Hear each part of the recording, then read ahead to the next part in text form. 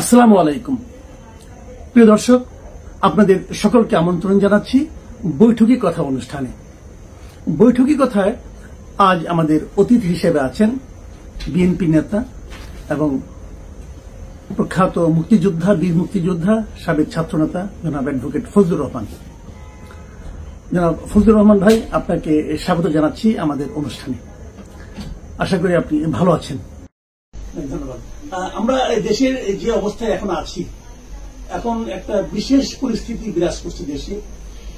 এটা বিশেষ বললাম এই কারণে, একদিকে মানুষের মধ্যে সামনে নির্বাচন কি হবে কি না হবে এটা নিয়ে একটা আলোচনা, বিপরীত দিকে পলিটিক্যাল পার্টিগুলির মধ্যে এক ধরনের চিন্তা, এক ধরনের প্রস্তুতি।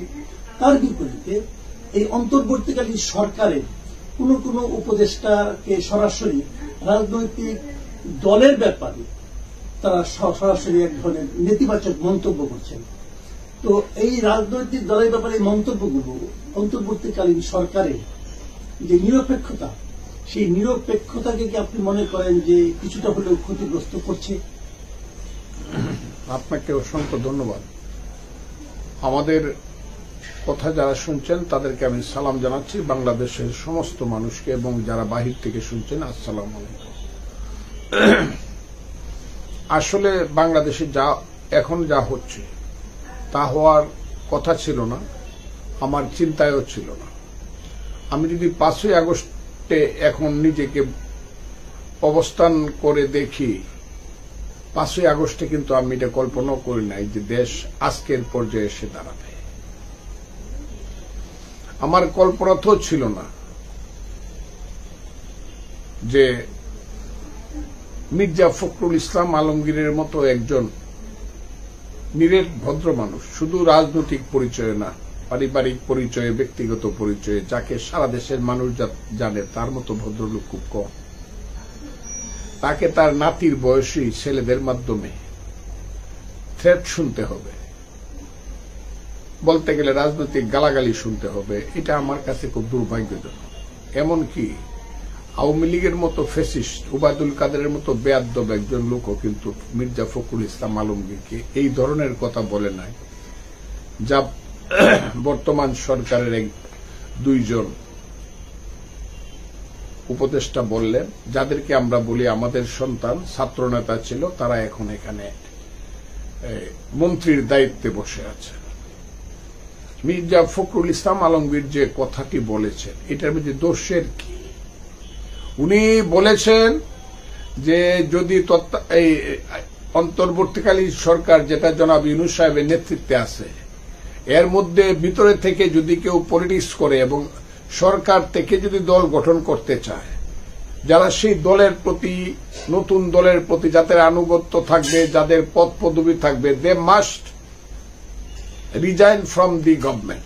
তা না হলে তো এটা নিরপেক্ষ সরকার, বা এটা তো নির্দলীয়, বা এটা ইন্টারিম গভর্নমেন্ট হলো না। কাজে আপনারা দল করেন, আপনাদেরকে বলছে, আবার আপনাদেরকে স্বাগত জানাই নতুন দলকে। আমাদের সন্তানরা দল করবে, ভালো দল হোক, কিন্তু দল করলে পরে কিংস পার্টি করতে পারবেন না, যে তলার ট খাবেন, উপরের ট খাবেন, আবার নিচেরটা কুড়াবেন, এটা হবে না। এইটাকে বলা হয় মুনাফিকি।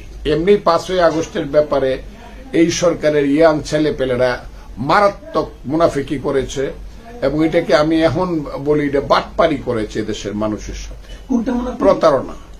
5ই আগস্টে তারা যে কথা বললে মানুষকে তাদের সঙ্গে নিছে, মানুষ হাজারে হাজারে জীবন দিছে, আহত হয়েছে, ছাত্র জনতা যে কারণে গেছে, যে কথার উপরে। আর এখন তারা যে কথা বলছে, যে আন্দোলনের প্রেক্ষাপটে তারা যা করতে চায়, যেমন তারা বলতেছে ইসলামিক ছাত্র শিবির ছিল ওই আন্দোলনের ভ্যানগার্ড, যেমন তারা এখন বলতেছে যে বাংলাদেশের সংবিধান বা উত্তরসনে যেটা হলো এটা আমরা কবরে দেয়া দিব, যেমন তারা বাংলাদেশের সমস্ত, আগে বলছে শেখ মুজিবকে অপ্রাসঙ্গিক করে ফেলব, এখন আবার নতুন করে বলতেছে জিয়াকেও আমরা রাখবো না, জিয়াবাদও আমরা চাই না।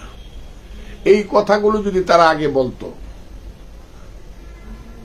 তাহলে দেখা যেত কত মানুষ সেই আন্দোলনে যায় এবং যাইতো কিনা। আমি যদি যাইতাম, আমি যে রিস্ক নিয়ে কাজ করেছি, আপনি যে রিস্ক নিয়ে কাজ করেছেন, আমরা তখন ভাবতাম কাজটা আমরা করব কিনা, আর গেলে এখন তাদের সাথেই থাকতাম। এটা আমার কাছে মনে হয় তারা বাংলাদেশের মানুষের প্রতারণা করছে, এটা বাংলাদেশের মানুষের সঙ্গে একটা প্রতারণা হয়েছে। আচ্ছা, মাসিন একটু সময় আপনাকে, এই যে সর্বশেষ যে কথাটা বলা হচ্ছে যে ওদের একজন নেতা নাসিরুদ্দিন পাটোয়ারি, তিনি বলছেন যে বাংলাদেশে মুজিববাদও চলবে না, জিয়াবাদও চলবে না। তা আমার প্রশ্ন হলো, মুজিববাদ কি কখনো, এই প্রসঙ্গটা কি এসেছিল? বঙ্গবন্ধু কখনো মুজিববাদের কথা বলেছেন, অথবা ওনার সরকার কখনো মুজিববাদের কথা কি আনুষ্ঠানিকভাবে বলেছেন?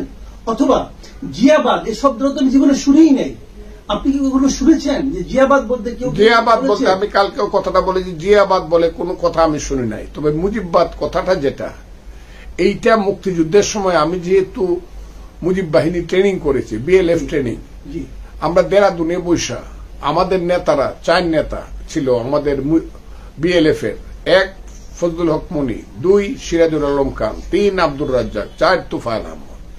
তাদেরকে নিয়ে সবাই সিদ্ধান্ত করলো যে বিএলএফ কইলে অনেকটা বুঝে যাচ্ছে না, সোজাভাবে এখন যুদ্ধের সময়টা বলতে হবে আমরা মুজিব বাহিনী। এই যে মুজিব বাহিনী নামটা আসছে 62 সন থেকে যে বিএলএফ গড়ে উঠলো, এইটাই মুক্তিযুদ্ধের সময় মুজিব বাহিনী হইল।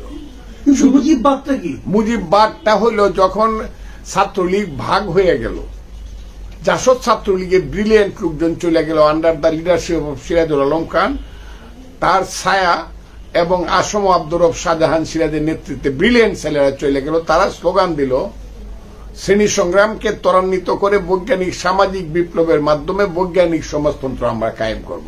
অত্যন্ত চমকপ্রদ একটা স্লোগান। এখন ওই স্লোগানটা তো নূরে আলম সিদ্দিকী যারা ছিল বা আব্দুল কুদ্দুস মাখন যারা ছিল, ওই স্লোগানটা তারা তো আর দিতে পারে না। কাজেই তারা সমাজতন্ত্রের স্লোগানটা না দিয়া বলল যে আমাদেরও সমাজতন্ত্র চাই, আমরা গণতন্ত্রের মাধ্যমে সমাজতন্ত্রে উন্নীত করব দেশকে। এইটার নাম দিল, প্রসেসটার নাম দিল মুজিববাদ। এটার পিছনে কিন্তু কোনো থিওরি বা থিসিস ছিল না। সরকারি স্বীকৃতি ছিল? হ্যাঁ, না, না, তাও ছিল না। না, তা ছিল না। কিন্তু ছেলেরা আমরা এটা বক্তৃতা করতাম, বা ছেলেরা এটা ছাত্রলীগের। নাসিরুদ্দিন পাটোয়ারি যে মুজিববাদ এবং জিয়াবাদের বিরুদ্ধে ফাইট করতে চাচ্ছে, এটা কি প্রকৃতপক্ষে কোন আদর্শের বিরুদ্ধে ফাইট নাকি একটা ছায়ার বিরুদ্ধে লড়াই? এটা তো একটা ছায়ার বিরুদ্ধে। আর এইসব ছেলে পেলেরা কি জানে? কিছুই জানে না, এরা কিছুই জানে না। আমি এদের যে ইতিহাস নিছি, সেই ইতিহাস বলে তো অবাক হবে তারা। একদিন তো ইতিহাস আমি না বললে আমি বলবো না, কারণ সন্তানের ইতিহাস বাবারা ওইভাবে বলে না। আমি এদের যে ইতিহাস জানতেছি, তাদের বাড়ি ঘর, অমুক তমুক, পুরুষ, পূর্বপুরুষ, এগুলা যা জানতেছি, তাদের জনপ্রিয়তা যার যার এলাকাতে, এরা যে কি বলে, আল্লাহ এই গজব কেন এই দেশের মানুষের উপরে দিল আমি বুঝতে পারি না। এরা সারা দিন বেয়াদবের মতো কথা বলে, কথা বলবে, সন্তান পিতার সঙ্গে পিতার বিরুদ্ধে বিদ্রোহ করবে, কিন্তু সংস্কৃতির সীমা লঙ্ঘন করবে না। তারা কিন্তু সীমা লঙ্ঘন করতেছে। আমি একটু আগেও বলছি যে ঈদের দিন আমার 1 বছরের বড় ভাই, যে তাকেও আমি সালাম করি, নামাজ পড়ি সালাম করি, বড় ভাই। বাঙালি কালচার, এটা কালচার। একজন মুরব্বী রাস্তা দিয়ে হাইটে যাইতেছে, আমার চেয়ে 10, আমি চেয়ারে বসে আছি, এমনি উঠে যাই, মুরব্বীরা দেখলেই সিগারেটটা লুকায় ফেলি। আমি সুপ্রিম কোর্টে ওকালতি করি প্রায় 50 বছরই প্রায় হয়ে গেছে। সুপ্রিম কোর্টে ওকালতি করি, জজ কোর্ট মিল্লা, টোটাল প্রায় 48 বছর হয়েছে। আমি যদি জানি আমার একদিনের সিনিয়র একজন লোক আছে, তাকে আমি স্যার ডাকি। এটা বাঙালির কালচার। এই কালচারটা এরা নষ্ট করে দিচ্ছে। এই কে ওই নাসিরুদ্দিন পাটোয়ারি কবে কোথায় পলিটিক্স করছে, কোন ইনস্টিটিউশনে কখন কলেজের বিপি ছিল, জিএস ছিল, কোন ছাত্র সংগঠনের নেতা ছিল, কেউ জানে না। এরা একটা, আমি মনে করব এরা একটা, ওই যে জাতিসংঘে বলছে মিটিকুলাস কিনা ইংরেজিটা বলছে জনাব, এইগুলা আমার মনে হয় কেন জানি যে এরা একটা সময়ে একটা জায়গা থেকে সৃষ্টি হয়েছে, এদের পিছনে কোনো কালো শক্তি আছে এবং তাদের উৎপত্তি স্থল হলো একটা জায়গা বাংলাদেশে। এরা এখন বিভিন্ন নামে ডালপালা মেলছে, কিন্তু উৎপত্তি স্থল হলো একটা জায়গা। যে কারণে তারা, আমি আগের থেকেও জানি, এখনো আমি দেশে বিদেশে অনেকের সঙ্গে আমি আলাপ করছি, সবাই বলে এটা আগে থেকে এরা বেয়াদব। এই দলের ছেলেরা সব বেয়াদবের মতো কথা বলে এবং মিথ্যা কথা বলে 100%। মানুষকে হেয় প্রতিপন্ন করার জন্য, অপমান করার জন্য প্রয়োজনে যে কোনো ধরনের মিথ্যা কথা বলবে, কিন্তু মুখে থাকবে ইসলাম এবং ধর্ম।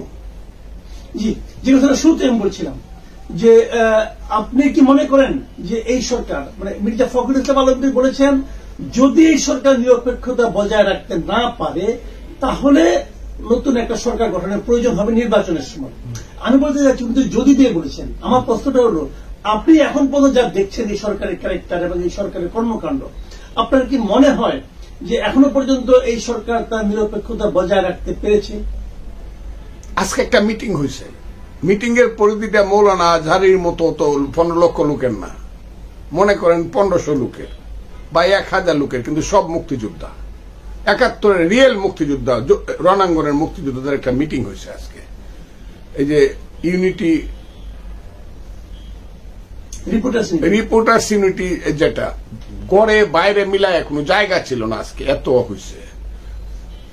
উপলক্ষটা ছিল জিয়াউর রহমানের জন্মদিনের ব্যাপার উপলক্ষ, কিন্তু বক্তৃতা করছি আমরা সব মুক্তিযোদ্ধারা, আমি, আব্দুল সালাম, সাদেক খান, উলফাত এবং বীর প্রতীক, বীর বিক্রম অনেকেই, এবং প্রধান অতিথি ছিলেন মেজর হাফিজ উদ্দিন আহমদ, বীর বিক্রম, উনিও বীর বিক্রম। আমরা সব একসাথে একমত, সারা বিএনপি এখন একমত, কোন ডিফারেন্স নাই। একদিন বিএনপির মধ্যে দুদুল্যমানতা ছিল মুক্তিযুদ্ধ ইত্যাদি ইত্যাদি ছেলেদেরকে নিয়ে, কিন্তু এখন আমরা সবাই বুঝতে পারছি যে ফখরুল ইসলাম আলমগীরের মতো একজন ভদ্রলোককে যারা এই ধরনের শুধু ইলেকশন চাওয়ার অপরাধে, এবং যদি নিরপেক্ষ করতে হয় তাইলে যারা দল করে তাদেরকে পদত্যাগ করতে হবে, এইরকম একটা নির্দোষ কথা বলার অপরাধে যারা এমন অপমানজনক কথা বলতে পারে, আমরা এদেরকে আর বিশ্বাস করতে চাই না। আমরা তাদেরকে আজকে আমরা মুক্তিযোদ্ধাদের পক্ষ থেকে শেষ কথা বলে আসছি, হোল্ড ইউর টাং, জিহ্বা বন্ধ করো এবং ভুল পথে চলা বন্ধ করো, তা নাহলে তার পরিণতি ভোগ করতে হবে, জনগণ সেই দিন প্রস্তুত হবে।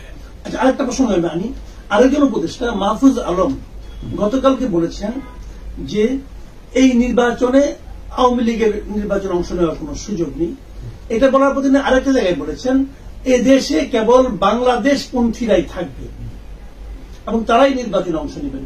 আমার প্রশ্ন হল বাংলাদেশ পন্থী এই বিষয়টা বলতে আপনি কি বুঝেন? উনি কি বলেছেন উনি জানেন, আপনি কি বুঝেন ওনার মুখ থেকে উচ্চারিত হওয়ার পর? আমি প্রশ্নের একটা সাপ্লিমেন্ট হল, উনি যাদেরকে বাংলাদেশ পন্থী বুঝিয়েছেন, কিন্তু তার চেয়েও বড় প্রশ্ন হল কারা বাংলাদেশ পন্থী নয় বলে আপনি মনে করেন? আমি আপনাকে বলি, জনাব মাহফুজ আলমকে আমি চিনি না, এদেরকেও চিনি না, অন্যদেরকে চিনি না, কাউকেই চিনি না আমি। কি বিপজ্জনক অবস্থা, কারণ এরা আমার নাতির সমান, আমার ছেলের সমান হইলে ওদের সাথে কথা বলতে, আমার ছেলের বয়স, বড় ছেলের বয়স 44 বছর, এরা আমার নাতির সমান। এবং এই ছেলেটি সম্পর্কে যখন ইউনূস সাহেব জাতিসংঘে পরিচয় করায় দিছে, সে হইল মাস্টার মাইন্ড। আমার কাছে মনে হইছে বাংলাদেশ এত ছোট, ওর মতো একটা ছেলে, চাল নাই চুলা নাই, আমি এটা দারিদ্রের দিক থেকে বলতেছি না, কিছুই নাই, যার কোনো ইতিহাস নাই, ভূগোল নাই, অতীত নাই, বর্তমান নাই, এরকম একটা ছেলেকে মাস্টার মান বানায়া, ওই যে বললাম সেই কালো শক্তি বাংলাদেশিরা যদি থাকে তো উনি তো থাকতে পারবে না। উনি যেভাবে কথা বলে, উনি তো আফগানপন্থী, উনি তো তালেবানপন্থী, উনি তো আইএস পন্থী, আমরা বুঝি তো। তো উনার তো যাওয়া উচিত অন্তত বাংলাদেশ, ইন্ডিয়া পার হয়ে অন্য কোন দেশে। উনি আবার বাংলাদেশি থেকে স্থান দিবে কি দিবে না এটা কিন্তু দেখা যাবে। এত বড় বড় কথা, এটা কিন্তু এর ইতিহাসকে একদম কলঙ্কিত করে ফেলছে। কিন্তু উনার যে কর্মকাণ্ড প্রথম দিন থেকে, এটা কিন্তু ইতিহাসকে কলঙ্কিত করে ফেলছে। এটা কিন্তু বাঙালি জাতি মেনে নিবে না। আজকে যত ঘটনাই ঘটুক, ঘটনা প্রেক্ষাপটে আজকে যাই ঘটুক, উনি যা করছে এবং করতে চাইতেছে, এইটা কোনোদিন বাঙালি জাতি কোনোদিন তালেবানের নেতৃত্ব মানবে না। এইটা শুরু হয়েছে। কাজে যে ছেলেটি এই কথাটা বলে, এখানে শুধু বাংলাদেশিরা থাকবে, দেখা যাবে বাংলাদেশিরই তো থাকবে। আপনি বাংলাদেশি কিনা এটা বুঝলেন, মানুষ আপনাকে কিভাবে চিহ্নিত করে আপনি যা করতেছেন বা আপনারা কিছু লোক যা করতে চাচ্ছেন। অনেক ধন্যবাদ জনাব অ্যাডভোকেট ফজলুর রহমান। আপনি অনেক সিরিয়াস বিষয় নিয়ে খুব সহজ ভাষায় বললেন।